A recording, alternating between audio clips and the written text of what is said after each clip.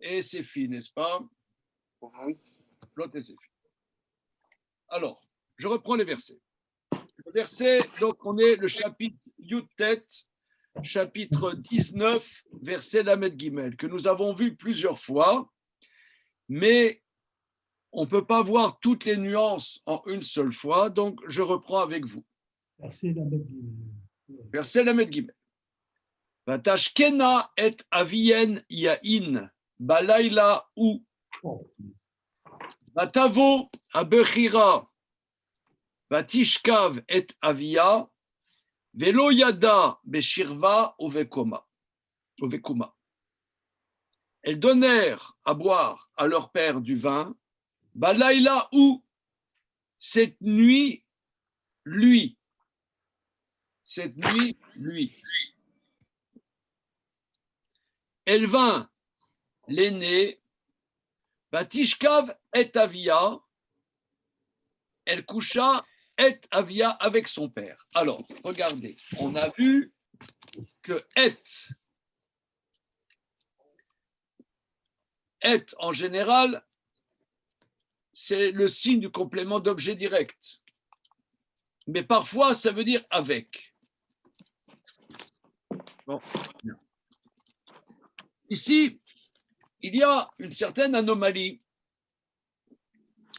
parce qu'on va voir au sujet de la cadette, c'est écrit Vatishka Vimo, elle coucha avec lui.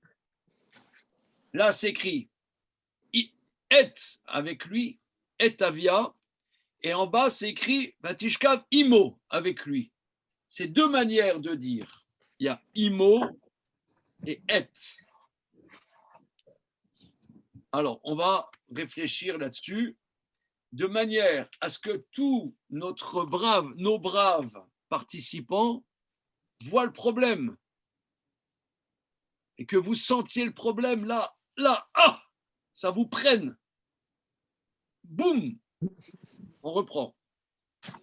Vatashkena et aviem yain, elles donnèrent à boire à leur père du vin, balaïla ou la nuit, lui. Vatavo abechira, elle est venue.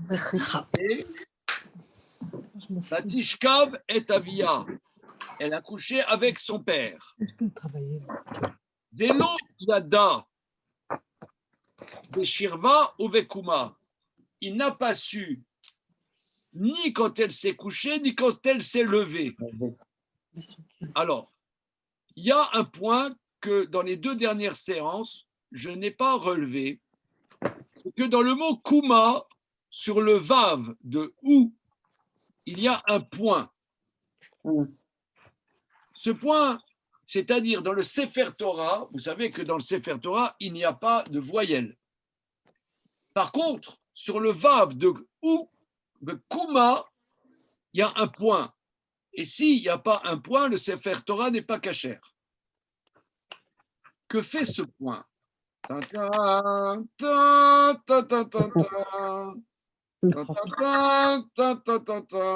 Qu'est-ce qui fait ce point? Alors, on continue.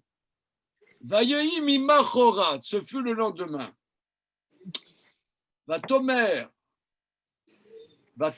abechira et la tseira. L'aîné dit à la cadette, En, shachavti emesh et tavi. J'ai couché hier avec mon père. Nashkenu yain gam alayla. Donnons-lui à boire. Donnons-lui à boire du vin aussi cette nuit. Ou boyi shirvi imo. Va coucher avec lui. Ou ne chaye mais avinu zara. Et faisons vivre de notre père une descendance. Entre parenthèses. De la descendance qui va naître là, il y aura le roi David et le Mashiach. Notre tradition dit qu'il y aura le Mashiach. Et en vérité, le Mashiach est en allusion faisons vivre de notre père une descendance, c'est-à-dire une descendance vivante. Comment dire, David Meler Chai Vekayam. David Meler Israël Chai Chai Vekayam. En vérité, David Meler Israël Chai Vekayam, ne Chayé, faisons vivre une descendance vivante. Mais pourquoi elle lui dit, la Torah dit ça à la deuxième fois, c'est-à-dire avec la cadette. Pourquoi qu'elle n'a pas dit ça avec l'aîné? Et faisons Non, mais la première, elle était. La première, si tu veux, on voit, la première, elle était motivée, mais la deuxième. D'accord, mais la descendance, qu'est-ce que vient de faire la descendance? C'est la descendance, si c'est le roi David, c'est avec la première, c'est pas avec la deuxième. Avec les deux, mon capitaine. Non, avec les deux. Alors, donc, il y a une descendance roi David et une descendance Amon. Pourquoi? Parce que Salomon a épousé Naama à Ammonite.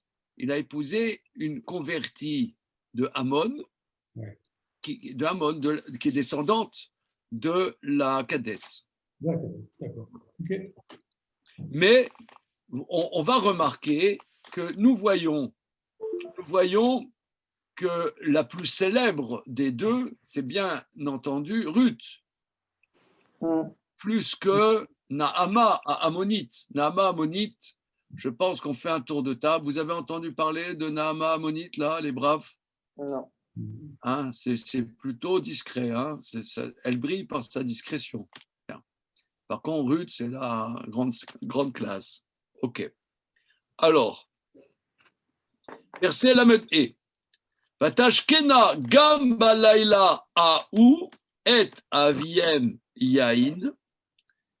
Aussi, cette nuit-là, on a relevé, c'est pas balayla ou, mais balayla aou. Oui. Alors, n'est-ce pas? C'est là-dessus où nous en étions la semaine dernière. Nous avons relevé, que là, on dirait qu'il s'est laissé faire le brave parce qu'il a compris. Ça veut dire 2 nuits de suite, excusez-moi l'expression, la gueule de bois. Je ne sais pas si il faut déjà être un peu rude, quoi. Hein.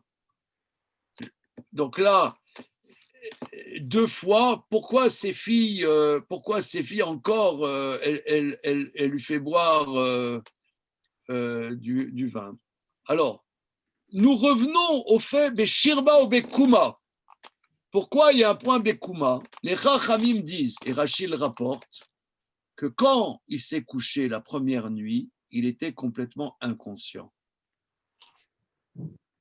Le verset dit, il était inconscient quand il s'est couché, quand elle s'est couchée, quand elle s'est levée. Mais nos maîtres disent, attention, il y a un point sur elle s'est levée, style, il a fait l'inconscient quand elle s'est levée, mais il a compris un truc. Et donc, do you understand? C'est ça que le point vient nous dire. Comment? C'est ça que le point vient nous dire. Oui, c'est comme, tu vois, c'est comme il y a une femme, elle est en train d'allaiter. Elle allaite pendant la nuit. Et le mari, il fait semblant qu'il dort, mais Oui. c'est un grand classique. C'est un grand classique. Quel est son problème au mari? Moi, j'ai expérimenté ça. Je fais semblant de dormir, tu vois. Là, il faut aller changer le bébé, machin. À 3h30 du matin. Bon, alors, c'est ce que le verset dit. De toute manière, ça ne t'incombait pas. Tu pouvais très bien rester peinard dans ton coin. Oui et non. Tu ne pouvais pas lui donner le sein. D'accord, mais changer le pampers, oui. Oh, tant qu'à faire, bon, elle peut faire un tir groupé. Ok, alors en tout cas, c'est ce que le verset dit. Loyada beshirva bekuma, il n'a pas su quand elle s'est couchée, quand elle s'est levée. Oui. il y a un point sur quand elle s'est levée. C'est-à-dire pour te dire, style. Je ne vois pas très bien le lien, mais bon. Non. C'est-à-dire quand elle s'est levée, oui, il s'est rendu compte. Le verset dit, elle ne s'est pas rendu compte. Oui, il s'est rendu compte. Donc, le deuxième soir, finalement, il était un peu, il s'est laissé faire. Il s'est laissé faire un peu. Alors, ensuite, Vatashkena Gambalayla Aou, elles lui donnèrent à boire aussi la deuxième nuit, cette nuit-là, du vin. Vatakom Seira, Vatakom Seira, elle s'est levée, la cadette, Vatishka Vimo. Alors, elle s'est levée ou elle s'est couchée? Je ne comprends pas. Ah oui. Elle s'est levée. Elle se lève pour se coucher. Je trouvais ça normal. Non, elle a terminé, elle s'est levée. Regardez. Regarde bien les détails du verset. Oui.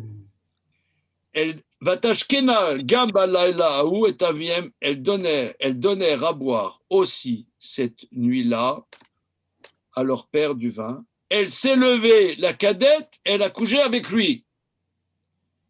Elle s'est levée, elle a couché avec lui. Il ne faut pas le prendre au sens de se lever physiquement. Alors, elle s'est levée, elle s'est dressée, elle s'est sentie importante. non, me semble-t-il, enfin j'ai vu le commentaire du Natsib, il dit que la deuxième, elle était réticente à cette histoire. Ah ben voilà. Et elle s'est levée, ça veut dire elle s'est enhardie. Elle s'est enhardie, elle voulait pas. Elle voulait pas, mais elle a dit, allez, faut y aller. Quand faut y aller, faut y aller. Elle se lève, allez hop, on y va.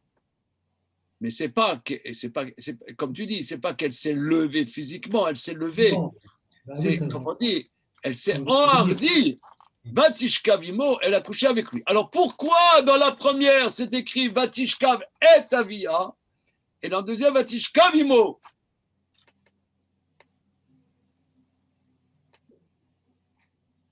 Allez, on bosse là, les enfants. Là. Il faut se forer Allez. Pour insister, être avec lui, c'est pour insister. Quelle est la différence entre être? Être, c'est le complément d'objet. Alors, les commentateurs disent elle a couché avec son père. C'est-à-dire, la première, elle a forcé son père. Son père, si vous voulez, dans la première, il était sous. Bon, quelqu'un qui est sous, il dort. Ouais. Elle l'a forcé. Fatishkav et Tabia, c'est complètement d'objet. Mais la deuxième, elle n'a pas eu cette sauvagerie, dans une certaine mesure. Cette sauvagerie dont les Rachamim considèrent que c'est une grande qualité. Parce que les Rachamim, si vous voulez, ici, il y a une ambiguïté. Ces deux filles croient, comme Rachid nous a dit, qu'il n'y a plus personne sur Terre. Et il faut qu'il y ait une pérennité à l'humanité. En vérité, elles ne veulent pas la gaudriole. Elles ne veulent pas la gaudriole. C'est pas un week-end de rêve à Venise à l'hôtel Hayat. C'est pas week-end de charme dans un hôtel de charme, week-end de rêve dans un hôtel de charme à Venise, tu comprends? Mon épouse dit qu'elles se sont sacrifiées. Quelque chose comme ça, elles comprennent qu'elles doivent avoir une descendance. Et là, elles font quelque chose quasiment presque impossible. Et la première, elle est le et, c'est le complément d'objet. Elle couche avec son père, mais elle couche son père. Elle manipule son père, qui lui était dans un coma éthylique. Tandis que la deuxième, elle n'a pas cette sauvagerie, elle s'enhardit, et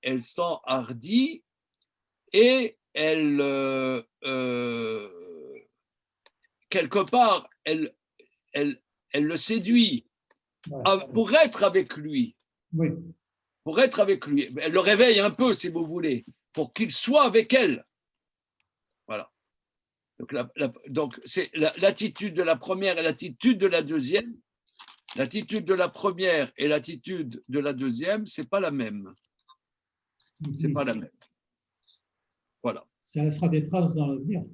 Comment? Ça laissera des traces dans l'avenir. D'un côté, voilà, c'est ça. D'un côté, il y a la pudeur, et de l'autre côté, il y a quelque chose qui est un peu trouble, un peu malsain peut-être. Que ça laissera des traces dans le peuple. Ammon et Moab, c'est pas la même chose. C'est pas la même chose.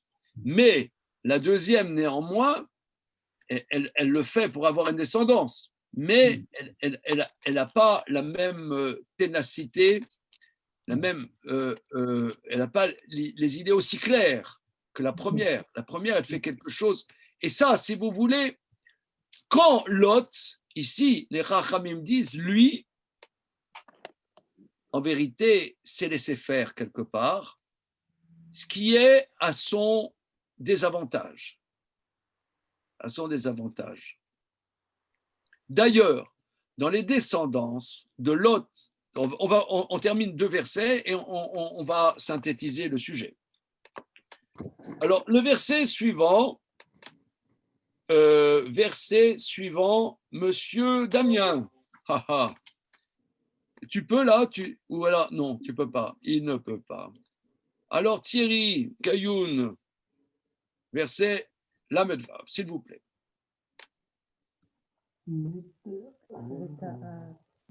Alors, Beta Rena, Shte Banot, Shte Bnot Lot, mais Avien. Voilà.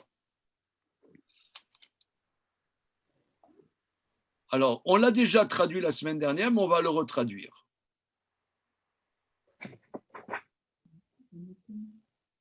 Non, on a traduit. Ta'arena.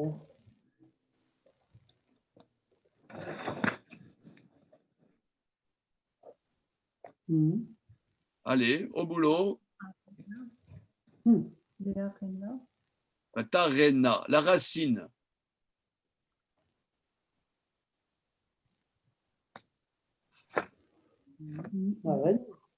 Comment? Je sais pas. La racine, c'est et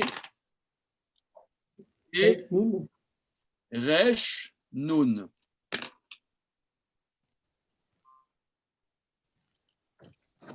Voilà. Et resh nun.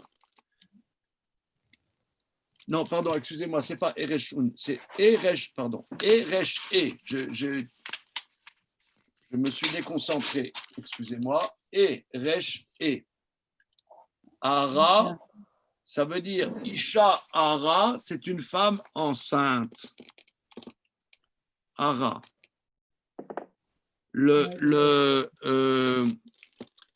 D'ailleurs, le mot montagne, une montagne, c'est Ar. C'est-à-dire, je ne sais pas moi, c'est une boursouflure, si vous voulez, quoi. Hein? Ar, c'est une montagne. Ara, c'est une femme enceinte. Donc, Vatarena, elles furent enceintes. Jeté Benot Lot. Alors, c'est Benot 2 filles. Oui. De Lot. Oui. Mais Avien, mais c'est à partir de. Oui. Depuis leur père. Depuis leur père. Donc, les 2 filles de Lot furent enceintes, furent fécondées de leur père. Rachidi, je l'avais rapporté la semaine dernière, mais là peut-être on va voir un peu un autre aspect.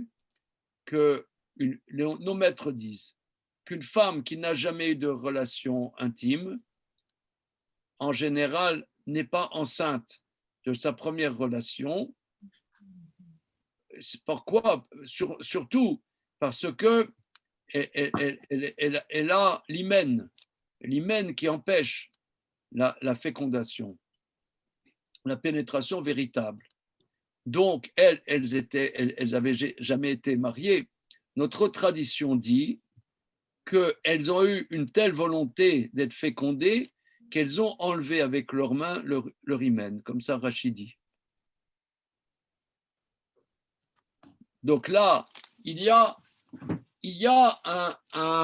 une volonté d'être enceinte et d'avoir une descendance qui, quelque part, au sein de la dépravation, puisqu'on est quand même dans une scène d'une ambiguïté grand A, ambiguïté grand A.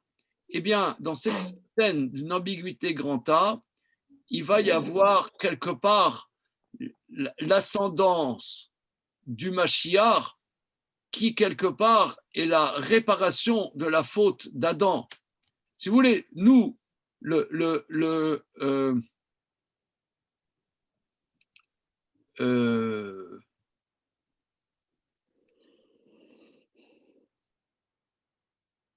Maïmonide, au début du Guide des Égarés, explique que l'arbre de la connaissance, Tov Vara. C'est quoi l'arbre de la connaissance de Tov Vara, mes amis? C'est quoi? Du bien et du mal. Qui c'est qui a dit du bien et du mal? Qui a dit ça? Moi, Des noms. Moi, Laurence. Parce qu'il Voilà. faut bien qu'il y ait quelqu'un qui le dise. Voilà. Il faut que quelqu'un se sacrifie. Alors, voilà. Maïmonide explique.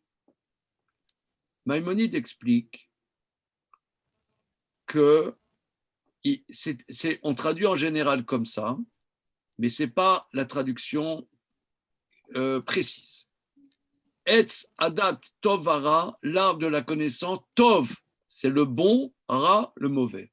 Du bon et du mauvais.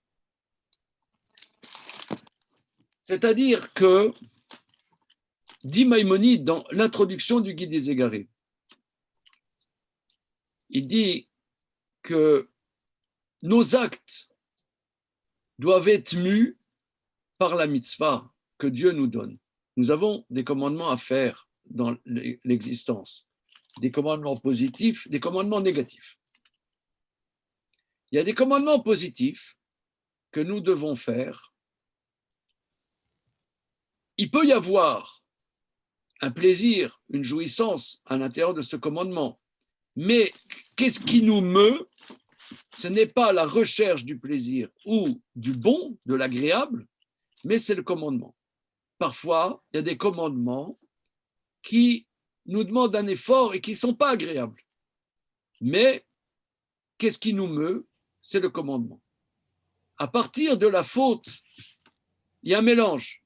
Que nous, on recherche ce qui est tov et on se préserve de ce qui est ra. Si vous voulez, c'est un peu la réflexion.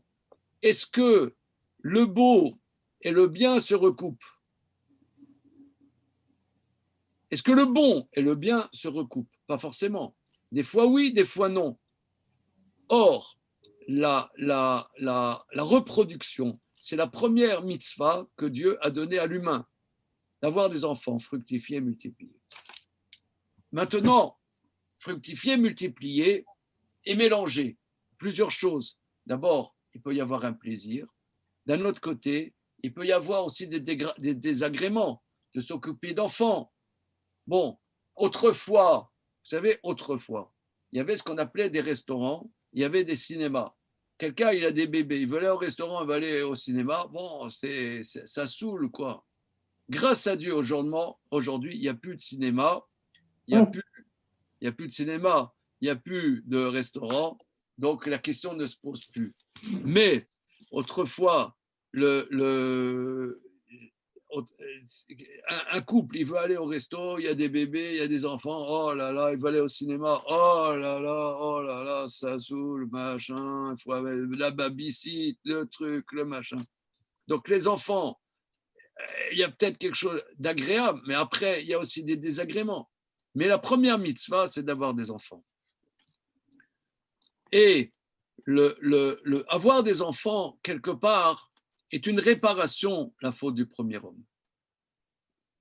C'est comment dire, ici, ces femmes-là qui viennent de Sodome et Gomorrhe, elles viennent de Sodome et Gomorrhe.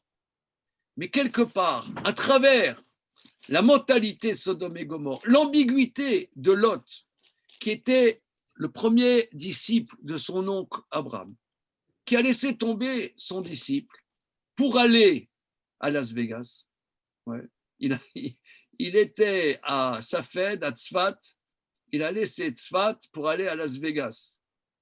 Et si vous voulez, il n'était pas clair du tout, ce Lot. Pas clair, qu'est-ce qu'il veut? Les Chachamim disent, on l'a vu plus haut, quand il était en bisbise avec son oncle, il a vu Et Kol Kikar à Yarden, tout le vallon du Jourdain qui était rayonnant, qui était Sodome et Gomorrhe, c'était un endroit paradisiaque. Et Kol Kikar à Yarden, les Chachamim disent, Kikar à Yarden, est-ce que vous comprenez qu'est-ce que ça veut dire Kikar à Yarden? Le vallon du Jourdain. Est-ce que vous allez comprendre qu'est-ce que je vais dire?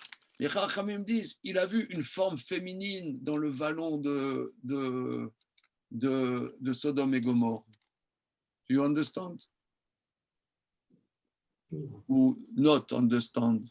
Il a vu, si tu veux, il a vu dans la forme de Sodome, c'était sur un vallon, comme une forme féminine d'une femme. Ça l'a attiré. Les Chachamim disent en vérité, il voulait aller avec ses filles. Pas consciemment, mais consciemment. En allant à Sodome, il voulait aller avec ses filles. Un pédophile. Non, pas pédophile. Laisse les catégories. Aujourd'hui, pédophile, inceste, laisse ces catégories. C'est de la pub, c'est des médias, laisse tomber. Mais quand même. Hein.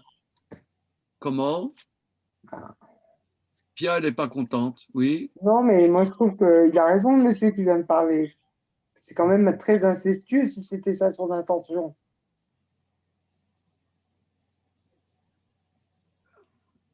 Si c'était ça son intention d'aller avec ses filles, c'est quand même très incestueux. Regardez, on ne sait pas son intention consciente. D'ailleurs, un grand maître, le maître de mon maître, Rav Shlomo Wolbe, dit, et on a vu ça dans le traité Souka, Nunbet, il y a quelques jours, que la notion d'inconscient est présente dans les paroles multimillénaires de nos maîtres. C'est pas qui voulait, tu leur ai demandé, monsieur, vous allez à Sodome, est-ce que ça veut dire vous voulez aller avec vos filles? Tu as dit, mais ça, t'es malade ou quoi? C'est pas ça. C'est que qu'est-ce qui nous meut dans la vie? Est-ce que c'est la recherche de nos intérêts, de nos plaisirs ou autre chose? Et lui, c'est la facilité. Cette facilité, cette facilité qu'il y avait à Sodome, c'est ça qui l'a attiré. Fréquenter Abraham, c'était rude, c'était âpre. C'était âpre, c'était un peu asséchant. C'était exigeant. Exigeant, asséchant. Il voit là-bas, c'est la belle vie. Il y a Las Vegas. Comment? C'est Las Vegas. Las Vegas, c'est tranquille. c'est tranquille. C'est la Californie, la Californie, tu vois, c'est le surf. Ouais, c'est San Ça Francisco. surf. Tu vois, tu mets de trucs pour bronzer, c'est les jeunes, ils sont beaux, ils ont les cheveux décolorés, tu vois, par la mer. Décolorés naturellement, tu vois, ils sont par la mer. C'est Hawaï. C'est hawaïen. Sodome et Gomorrhe. Mais tu vois, c'est pas, mais quelque part, c'était pas clair chez lui. Ouais. Mais par contre, ces filles, dans ce marasme, ces filles, elles ont l'esprit clair. Complètement. Elles ont l'esprit clair. Elles se défoncent. Elles font des choses invraisemblables pour donner une postérité. Pour donner une postérité. Et ça, en vérité, c'est avoir des enfants, c'est une confiance dans la vie incroyable. C'est une confiance dans la vie qu'elles veulent avoir. Et même nos maîtres disent, comment ça se fait que par la première relation, elles ont été enceintes? Parce que elles se sont mis, excusez-moi l'expression, triturées pour être enceintes. Donc il faut vraiment une clarté d'esprit, une volonté. Une volonté. Mais lui, il n'avait pas peur, Hatzoar, pour ses filles. Comment? Lui, il n'avait pas peur pour ses filles, Hatzoar. Je comprends. D'ailleurs, il est parti vite de Tsoar. Oui. Il est parti vite. Alors, regardez la suite.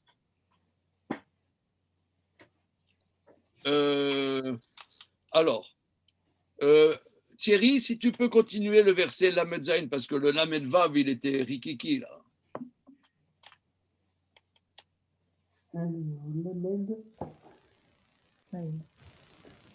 Alors, Vateled Abericha, Ben Bitakra, Shmo Moav, ou Avi Moav, Ad Ayom. Alors, Vateled, c'est le verbe c'est nolad, la Oui. racine, naître. Teled, c'est factitif. Yeled, c'est l'enfant. La racine, c'est et la Dalet. Teled, elle mit au monde. Elle enfanta.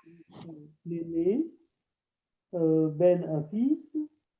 Vetikra, c'est l'icro appelé, nommé, au Oui. futur, et comme avec un verbe converti, elle l'a appelé. Mot du nom de Moab,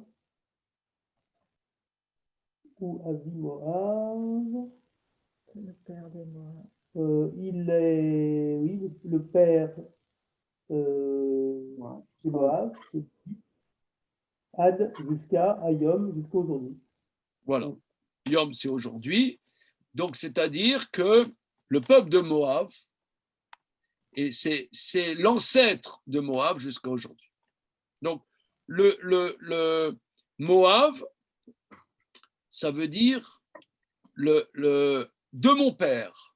Alors ça, c'est quand même, elle l'a appelé de mon père. Moab, c'est balèze quand même. Oui.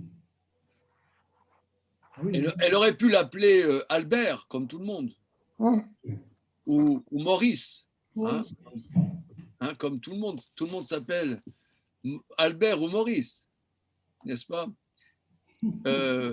Ou Prosper. Mais elle l'a appelé Moab, qui est balèze quand même. Ça veut dire De mon père. de mon père. C'est énorme. Regardez, essayons, faisons un petit arrêt sur image. Pourquoi elle l'a appelé Moab? Parce que c'était son père. Comment? Parce que c'était justement de son père.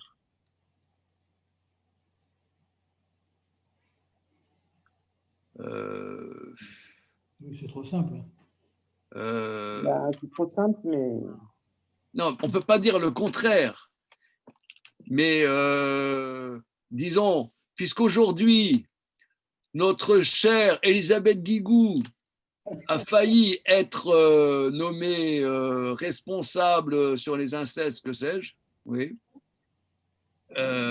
Imaginons qu'il y ait un inceste qui se passe et que les parents incestueux, le père et sa fille, appellent le fils de papa. Oui. Ouais. Non, regardez, il faut le faire quand même entre nous. Justement, là, même à l'époque,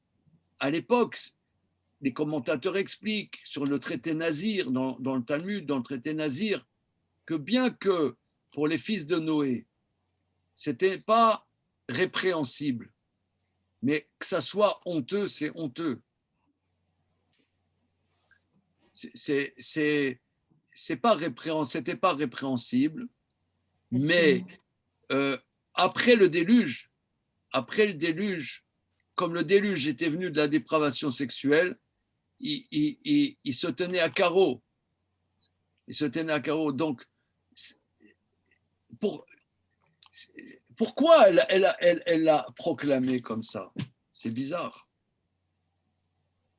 C'est pas répréhensible, mais c'est honteux. Parce qu'elle assumait son acte.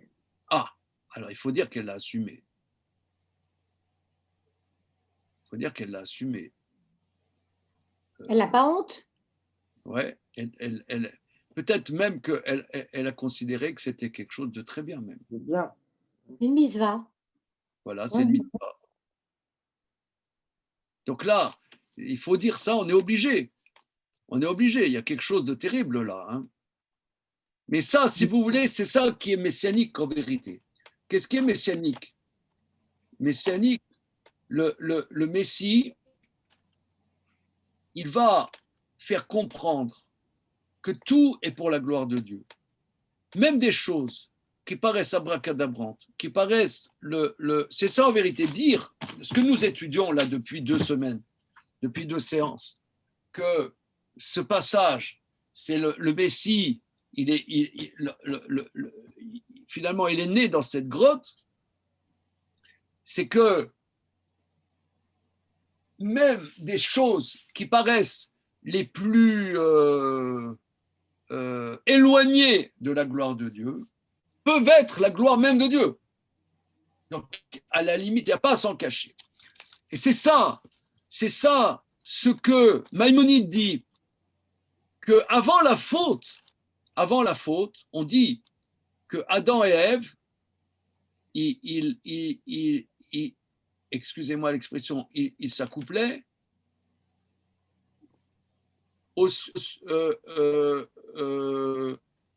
sans pudeur, parce que c'était complètement une mitzvah. Ils faisaient ça pour la mitzvah, d'amener des enfants au monde. Donc, mais après la faute, où les choses sont mélangées, et que ce qui nous meut, c'est plutôt notre recherche de plaisir, alors ça devient honteux. Mais avant, il n'y avait rien d'honteux. Donc elle, en disant « c'est mon père », quelque part, ce que vous dites, Madame Gozlan, tout à fait juste, elle assume, elle dit « c'est une mitzvah ». Et toc dans les dents. Et toc, c'est une mitzvah. Ça vous surprend, mais c'est une mitzvah. Et toc, j'ai construit le monde comme ça. Donc là, c'est quand même balèze. Mais c'est messianique, vous voyez. Ça, c'est messianique. Alors, le verset suivant. Monsieur Pariset, lui-même, verset la maîtresse. La maîtresse. Oui, la maîtresse. Vatsira gam-i, Yalda ben, Vatikrashmo ben Ami, ou Avi bne Amon ad Ayom.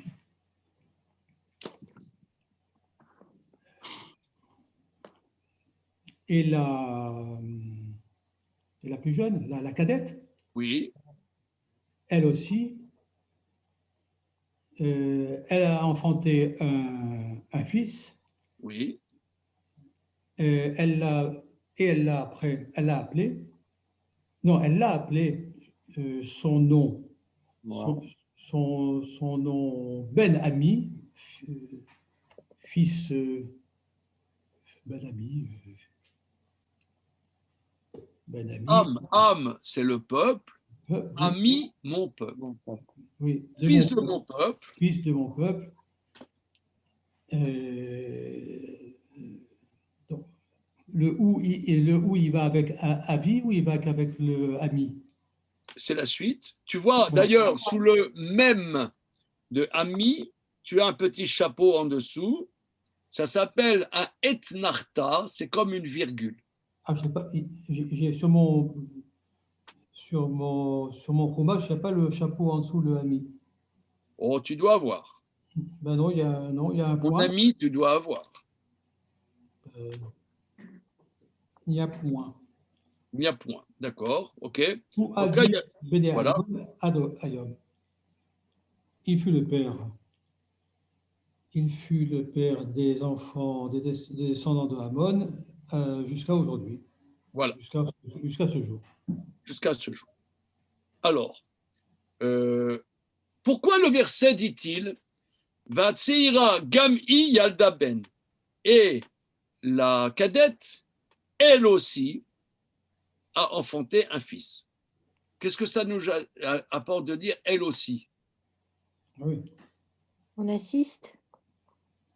Oui, mais on insiste sur Une quoi? assistance pour dire qu'aussi, elle a eu un garçon comme un fils comme sa sœur. Ben, on aurait dit ouais, mais Oui, bon. d'accord. Alors, j'ai vu deux choses. D'abord, elle était surprise que ça soit un garçon parce que elle pensait qu'elles étaient les rescapés du cataclysme nucléaire. Et mettre deux garçons, il n'y a pas la capacité de relancer l'humanité avec deux garçons. Donc c'est un problème quand même. Un garçon, une fille, oui. Mais un garçon, non. C'est ça Maintenant, le deuxièmement, le natif dit que nos maîtres disent que lorsque la femme est émotive avant l'homme, ça donne un garçon. Si c'est la femme émotive après l'homme, ça donne une fille. Et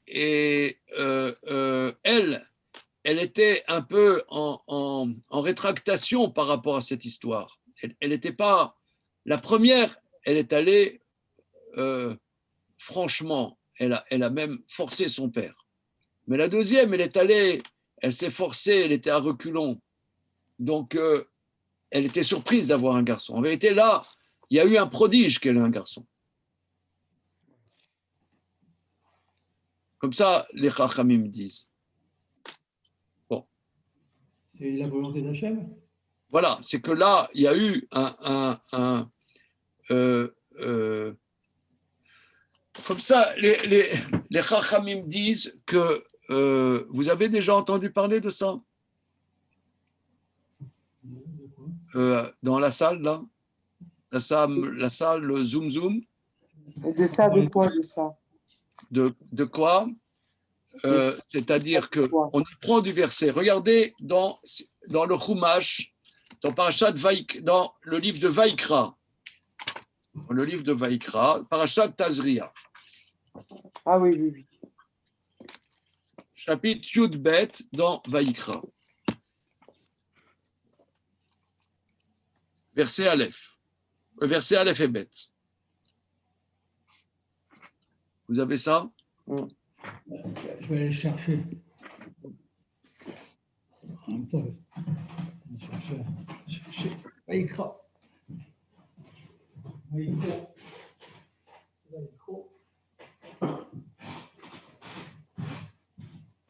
Pérec. 12.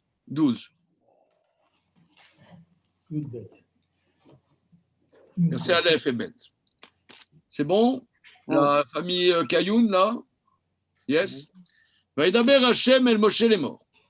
Dieu dit à Moïse, Daber el Bene Israël les morts, parle aux enfants d'Israël en disant, Isha, Kitazriya, Veyalda, Zachar, etc. une femme, si elle féconde et qui met au monde un garçon.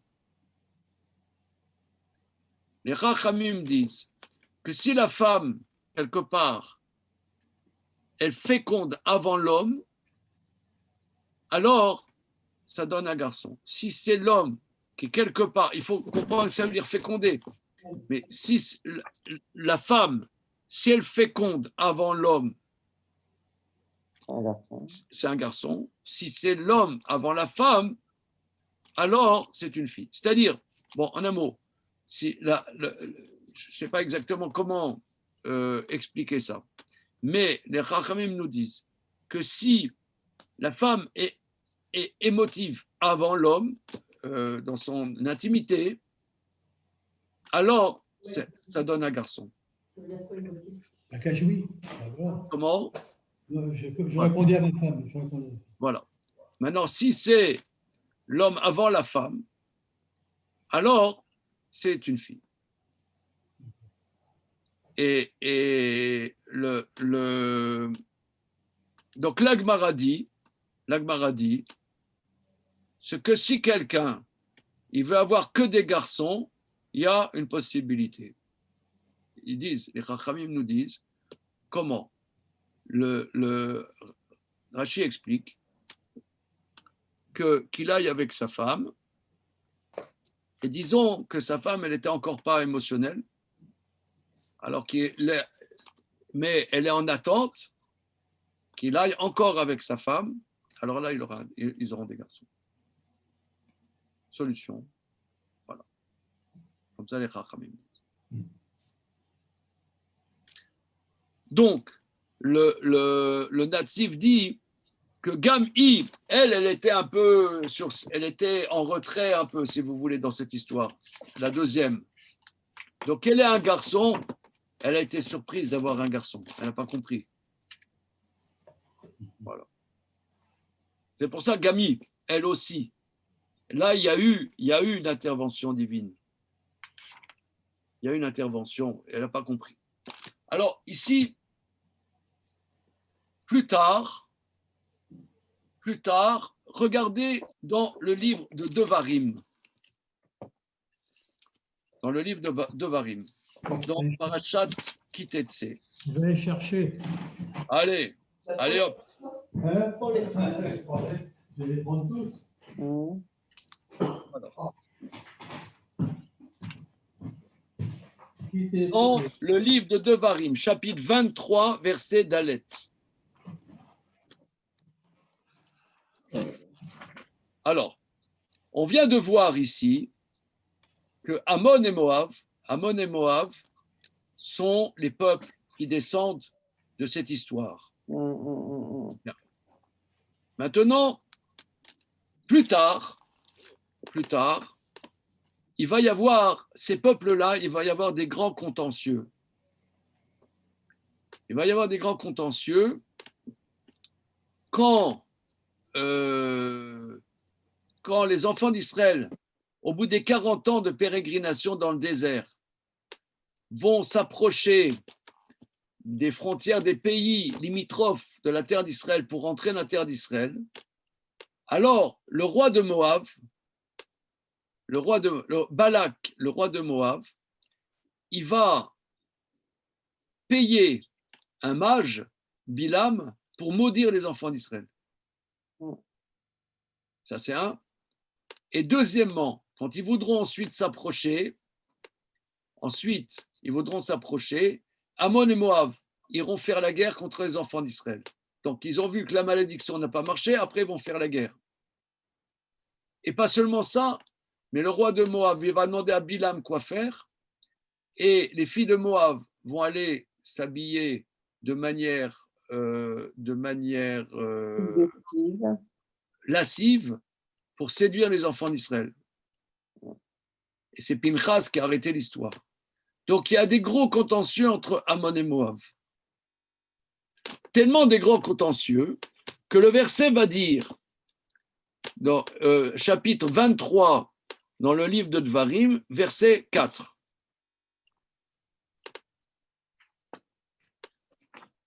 C'est bon? Si, là, il y a beau. Lo yavo, Alors, Ammonite. lo yavo. Alors, ça demande quelques préliminaires juridiques pour comprendre ce dont on parle. Lo yavo, Ammoni ou Moavi bikal Hashem. Gam dor Assyrie, lo yavo lahem bikal Hashem adola. Ne viendra pas l'Ammonéen et le Moabite dans l'assemblée de Dieu.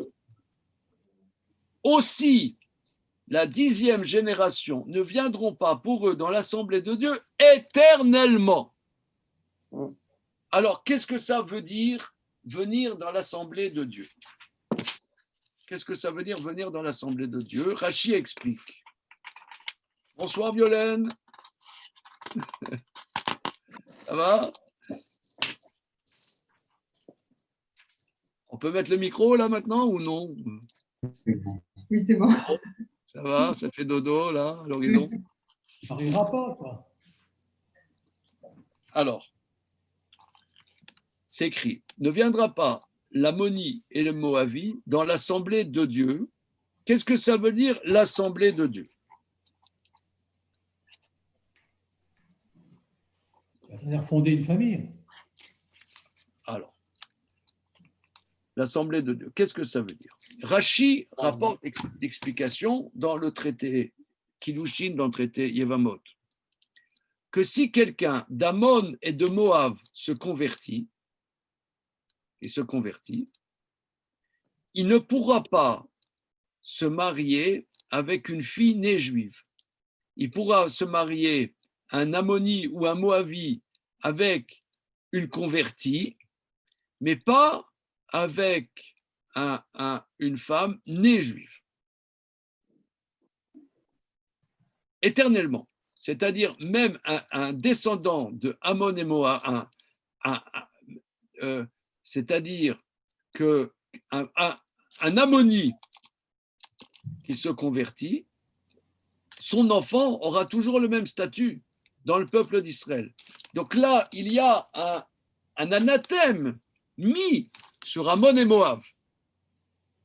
Pourquoi y a-t-il cet anathème? C'est-à-dire, il peut se convertir, peut devenir juif, faire les mitzvot de la Torah, mais restriction au niveau des mariages.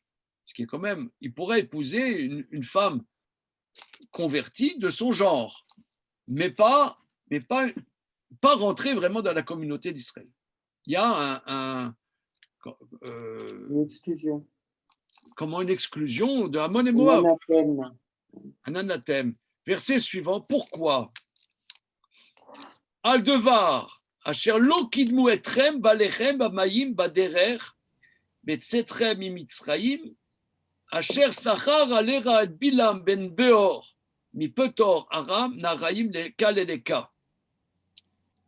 Parce que les enfants d'Israël, ils étaient dans le désert, au bout de 40 ans, ils arrivent aux limites.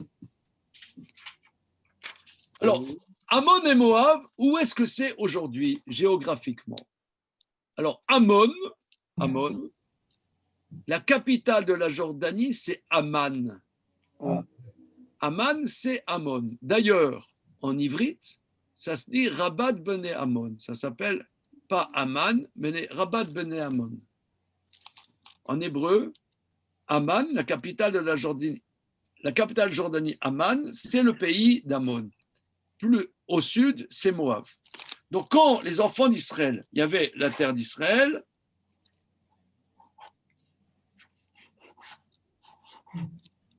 voilà, je vous fais un petit croquis, rapidos.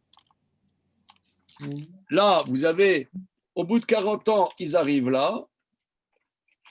Il y a Moab, ils vont payer.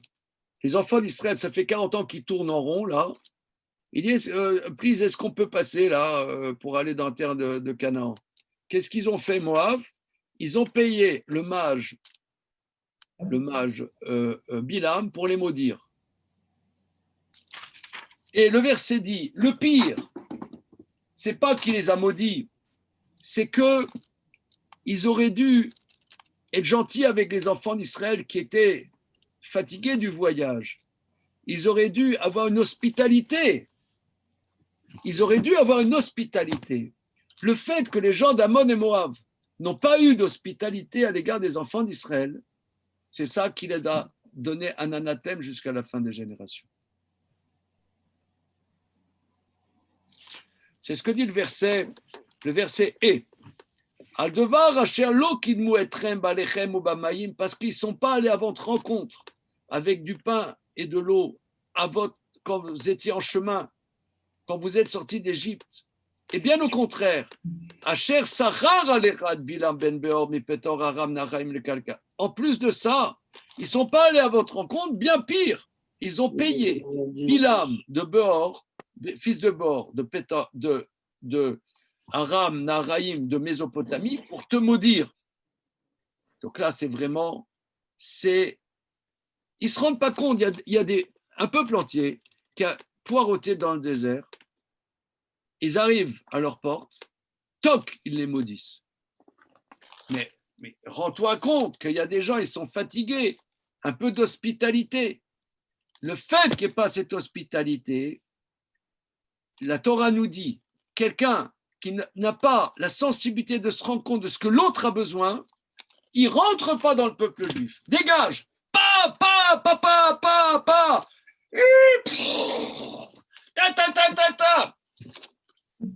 À Sodome, les gens,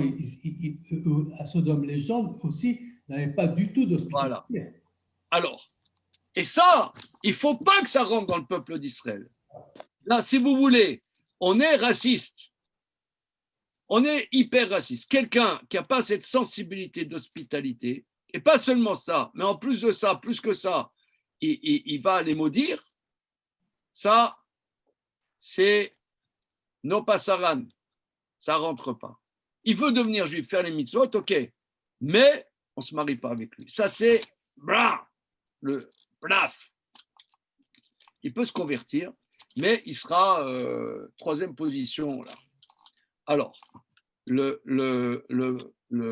pourquoi? Parce que tu as dit très bien, Philippe, parce que c'est l'ambiance de Sodome. Quand quelqu'un recherche son plaisir, il y a un verset dans les Proverbes de Salomon qui dit « Me vakesh ta'ava nifrad ». Celui qui recherche son plaisir, il reste seul. C'est quelqu'un cherche son plaisir. Or, Lot, en vérité, Lot, c'est ce qu'on a dit, Lot, quelque part, il y avait quelque chose, il était content d'aller avec ses filles. C'est ce qu'on voit, cette ambiguïté. Mais, alors si vous allez dire, comment Ruth, descendant de Moab, Ruth, elle a pu épouser le plus grand sage de la génération qui s'appelait Boaz. Comme on voit dans la légende des siècles, Boaz endormi.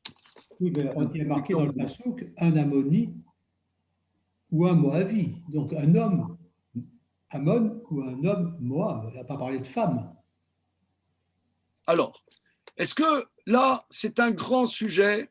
On a marqué une femme là. C'est un grand sujet. Est-ce que là-bas, à La Morlaix, est-ce que vous êtes dans le couscous avec nous ou alors moyen? Vous allez dire la même chose, mais bon. C'est Philippe. Il est d'accord avec Philippe. Alors, c'est une femme. Alors, lorsque Ruth, La mère, Ruth est arrivée, Ruth, on dit, c'était une princesse de Moab. L'histoire de Ruth, c'était quoi? Qu'il y avait une dame juive qui était là-bas, dans le pays de Moab, et elle avait, ses fils étaient mariés de manière interdite avec des non-juifs de Moab. Et Noémie voulait rentrer elle a appris qu'il n'y avait plus la famine en terre d'Israël, elle voulait rentrer, et Ruth a dit, j'irai avec toi. Alors, Noémie, elle lui a dit, mais regarde, qui va vouloir se marier avec toi? Toi, tu veux te convertir, tu veux aller avec moi, tu veux te convertir. Tu veux venir dans le peuple d'Israël. Mais tu es de Ammon et Moab, tu es de Moab, personne ne voudra se marier avec toi. Elle a dit, non, là où tu iras, j'irai. Et elle est arrivée, elle s'est convertie, et personne ne voulait l'épouser. Mais les sages, les grands sages, ont dit, mais nous savons comme tradition, en vérité, l'interdit ne porte que sur les hommes de Ammon et de Moab. Mais les femmes, si elles se convertissent, elles peuvent se marier tout de suite avec un homme né juif. C'est ce qui s'est passé d'ailleurs. Le verset, c'est ambigu. Il y a tout un grand développement dans le traité Yevamot là-dessus, très très grand développement. En tout cas, quoi qu'il en soit, les femmes de Ammon et Moab sont permises. Alors, on peut se poser la question, quelle est la différence? Quelle est la différence? Si tant est, on vient dire qu'il y a un grand anathème sur Ammon et Moab, comment on peut dire que les femmes, alors oui? Alors, on a dit, ce soir, on a dit qu'il y avait une grande ambiguïté dans cette histoire. D'un côté, Lot n'était pas clair, mais elles étaient claires dans cette histoire. Elles étaient claires. Alors, j'ai entendu on a étudié, là, il y a d'autres séances, on étudie le livre de Samuel à d'autres séances, et j'ai écrit un texte sur ce sujet. J'ai écrit un texte sur le sujet que pourquoi Ammon et Moab, les femmes sont permises de rentrer dans le peuple d'Israël. On a beaucoup travaillé ça dans d'autres cours. Je vous enverrai le texte. J'appelais le texte une étude sur le féminisme. Damien, tu l'as lu, hein, n'est-ce pas? Alors, vous avez lu les Cailloux, ce texte-là? Non, on l'a mis sur le site au mois de novembre, décembre, un truc comme ça. Bon, enfin, je renverrai le lien. Le point,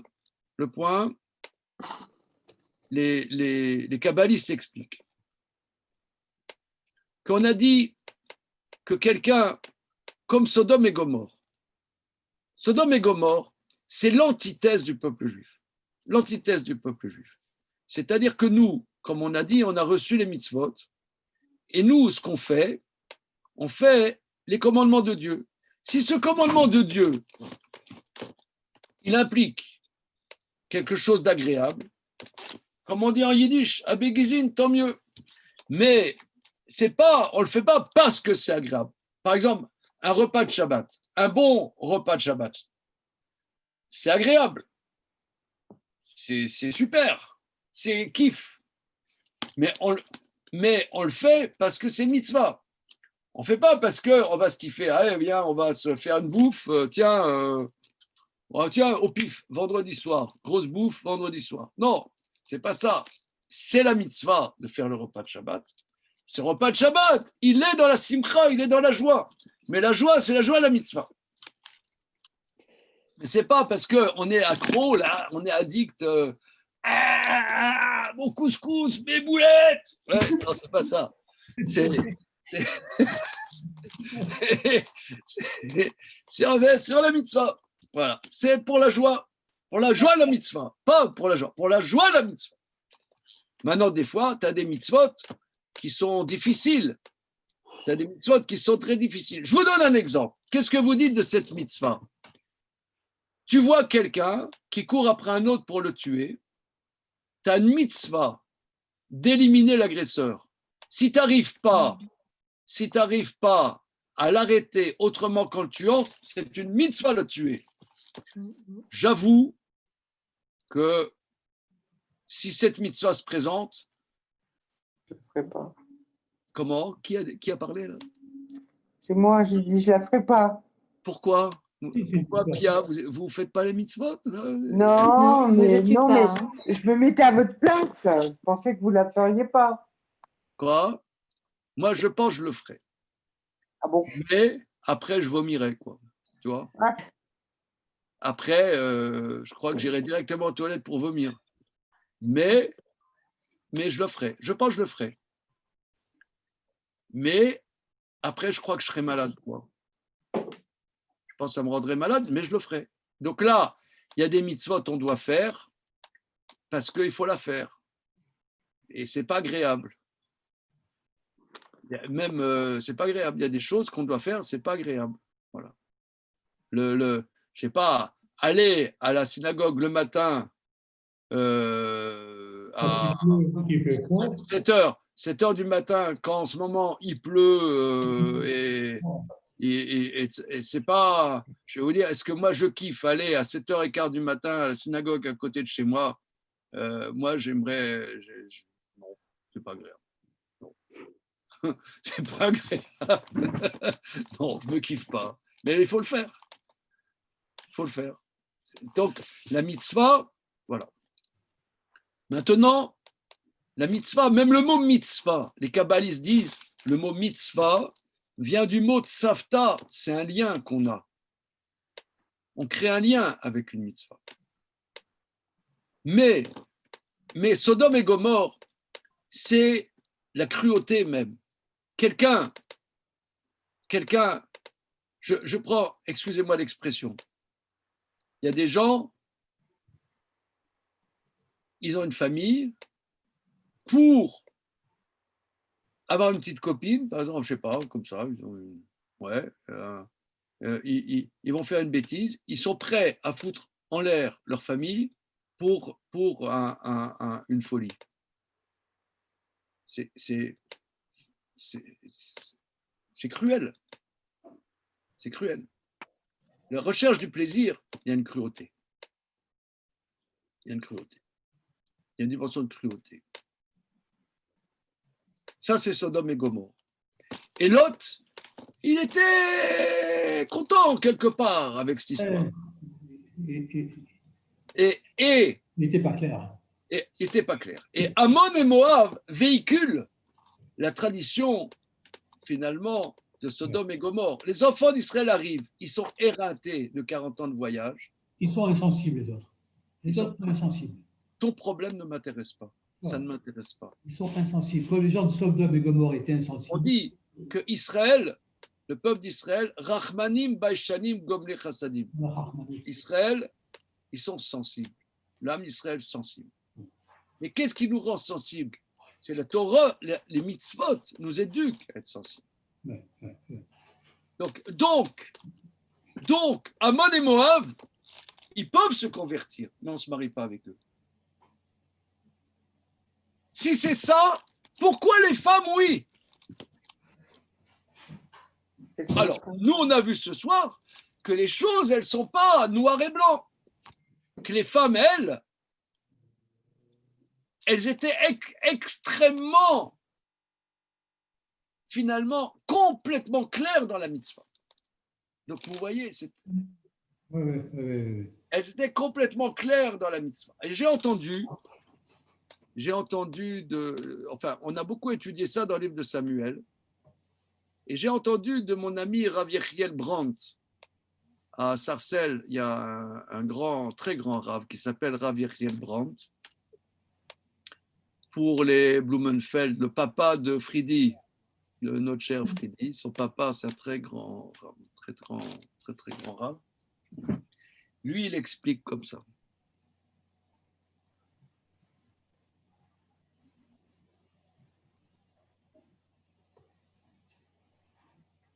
Dans la Torah, il y a le peuple d'Israël. Il y a les 12 tribus. Il y a une mitzvah de nommer un roi. Quand le peuple d'Israël est sur sa terre, on doit nommer un roi. Le roi, il va organiser le peuple d'Israël et éduquer le peuple d'Israël à servir Dieu.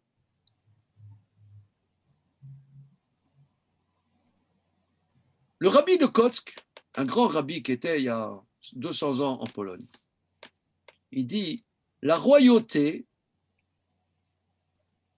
est une dimension étrangère au peuple d'Israël. Quand on est sensible, quand on est, le peuple juif est un peuple sensible, un peuple anarchiste qui ne supporte pas l'autorité. L'autorité est antagonique avec le peuple d'Israël. Mais il y a une mitzvah de nommer un roi qui a une dimension centrale, et ce roi, il aura comme mission de éradiquer Amalek et de construire le temple. David, il était prêt à construire le temple. Le prophète lui a dit non, ça va être ton fils Salomon. Mais ça va être sa mission. Or, il faut intégrer dans le peuple d'Israël cette dimension de dureté. Parce que si tu vois par exemple, tu vas dans n'importe quelle communauté juive, c'est le fourbi. On n'arrive pas à être crac-crac. On n'arrive pas à être discipliné. Voilà. On n'arrive pas à être discipliné. Et par exemple, vous allez en Israël aujourd'hui, le gouvernement, il essaie de discipliner. Tu as des gens, il y en a qui sont disciplinés, il y en a qui ne sont pas disciplinés. Ils n'arrivent pas à discipliner. Mais le roi, lui, il va introduire une dimension, la royauté, c'est quelque part, le peuple juif doit se structurer. Il doit quelque part se structurer. Il faut introduire cette cruauté dans le peuple d'Israël. Et justement, le roi David, pourquoi il n'a pas construit le temple? Parce qu'il a fait plein de guerres. Il a tué plein de gens. Il a, à titre de mitzvah, pas pour se faire plaisir, mais à titre de mitzvah. Mais, quelque part, il faut une cruauté, parfois pour accomplir les commandements de la Torah. Et ça, il faut que ça passe par Ammon et Moab, par les femmes d'Ammon et Moab.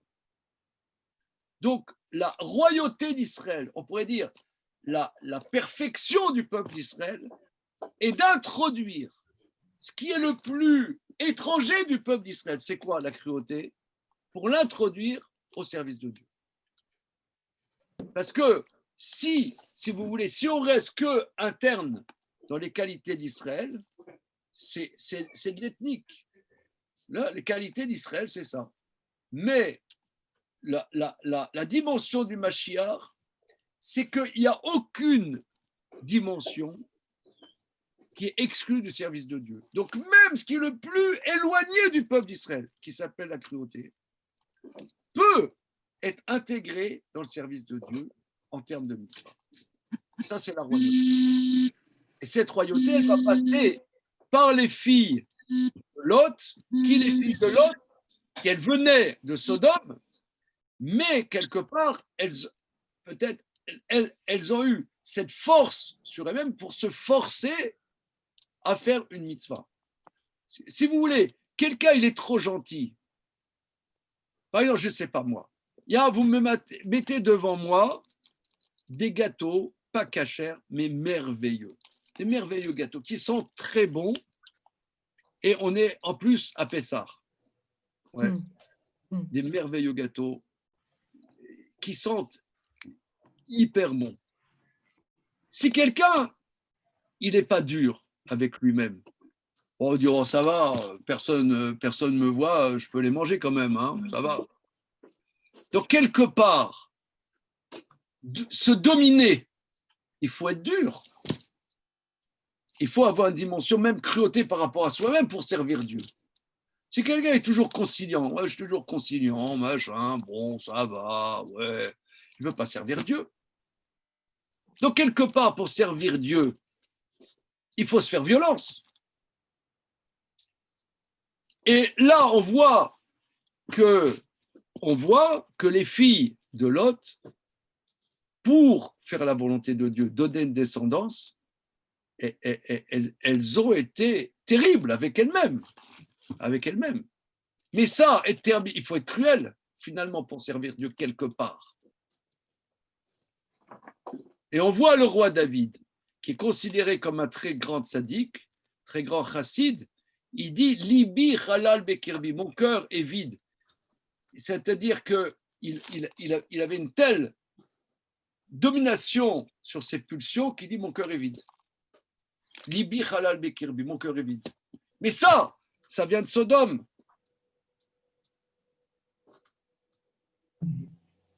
Ça vient de Sodome.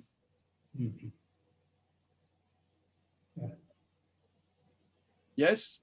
Yes. Bon, ok. Alors regardez. On va lire le verset d'après, dont on reprend dans Vaïra.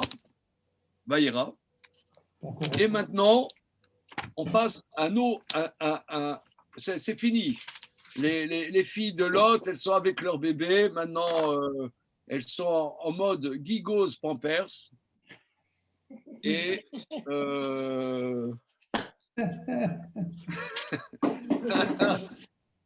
Gigos pampers, voilà. Et maintenant, on va changer de décor et je vais passer la parole à Laurence Cailloun. Alors, on reprend dans Bereshit, chapitre Kaf, verset Aleph.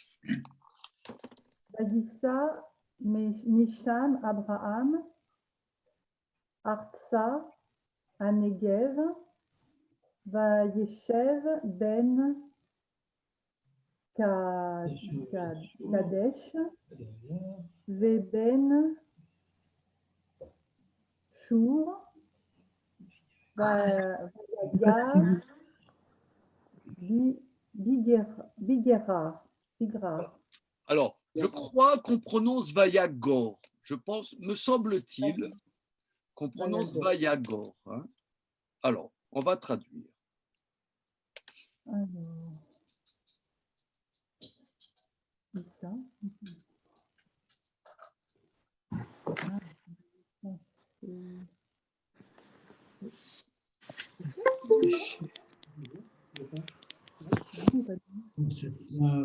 Il y a un verbe qu'on. Ça, je sais. Vayissa, je sais pas. Alors, quand on me dit que je ne sais pas, j'ai l'habitude, vous avez remarqué, de dire oui, vous savez. La racine Neusia Tova. Ben oui, Voyage. je lui ai dit que son fils, elle ne voulait pas. Allez, dis-le. Bon, alors, Nessimi, ça vient. Ça, Alors, c'est voyage, voyage. voyager, dis-toi. Et quand je sais pas. Issa, il voyagera. Vaïssa, il a voyagé. Il a voyagé de là, Misham. Oui. Alors, Abraham, ça.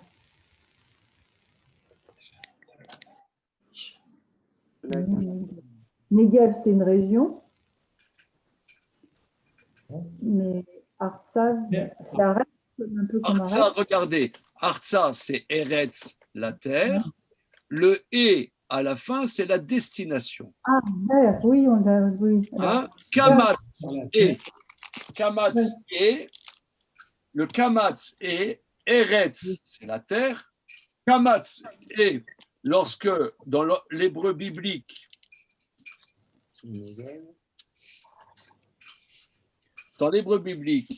on a un kamatz et un et à la fin, c'est la destination. Voilà. Donc, Vaïssa, Misham, il a voyagé de là-bas, Avram, Artsa, vers la terre, à Negev. Alors, ça m'a pas plu. Franchement, j'étais pas content. Parce que vous avez dit que c'est une région. Certes, le Negev, on sait, c'est la région. Mais on avait déjà vu que Negev veut dire quelque chose. Ça veut dire aride ou sec. Voilà, c'est du langage Magevet. On avait dit. La Magevet, et si vous allez en Israël, c'est le mot peut-être le plus important qu'il faut savoir en allant en Israël. N'est-ce pas? Oui, ça vient de Magevet. Hein, c'est quand même important. Oui. Madame Gozlan, Oui, vous savez qu'est-ce que c'est une magévette? non. C'est une serviette en ivrite.